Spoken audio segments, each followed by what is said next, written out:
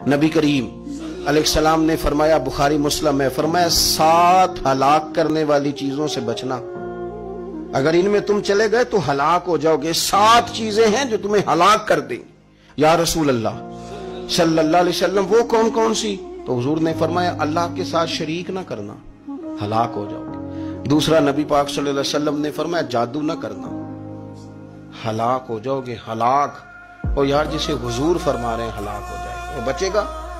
نبی پاک صلی اللہ علیہ وسلم نے تیسرے نمبر پر فرمایا جس شخص کے قتل کرنے کو اللہ نے حرام قرار دیا ہے اسے قتل نہ کرنا، ہلاک ہو جاؤ گے۔ چوتھے نمبر پر رسول پاک علیہ السلام نے فرمایا سود نہ کبھی بھی کھانا، ہلاک ہو جاؤ گے، ہلاک۔ بڑی بڑی دلیلیں دی بینک والوں نے، بڑا سمجھایا تو حاجی صاحب مان گئے، محترم مان گئے، کہنے لگے نہیں جی نہیں، وہ کاروبار میں لگاتے ہیں۔ بڑے بھولے والے ہیں ہم، پتہ سارا ہے۔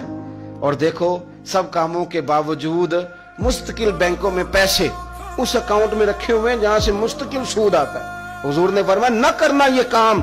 تو کہتے میں سود پہ پیسے لے کے کاروبار چمکاؤں گا، تیرے نبی پاک نے تو فرمایا تو ہلاک ہو جائے گا۔ تو کہتا میں میل لگاؤں گا، حضور نے تو فرمایا ہلاکت ہے۔ تو کہتا میں بڑا کچھ کر جاؤں گا تو ہلاکت ہے۔ اچھی طرح سمجھ لیں، اصل مال بھی ضائع ہو جاتا ہے اس بندے کا جو سود کا مال ملا لیتا ہے، اصل برکت بھی اڑ جاتی۔ اور میرے نبی پاک صلی اللہ علیہ وسلم نے 5ویں نمبر پہ فرمایا یتیم کا مال نہ کھانا، ہلاک ہو جاؤ گے۔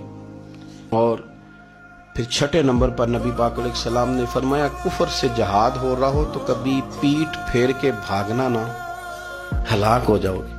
اور 7ویں نمبر پر اللہ کے رسول نے فرمایا بے قصور اور بے گناہ عورت پر تہمت نہ لگانا، بلا وجہ بہو کے کھاتے نہ کچھ ڈال دیں۔ یہ 7 وہ چیزیں ہیں جو ہلاک کر دیں گے۔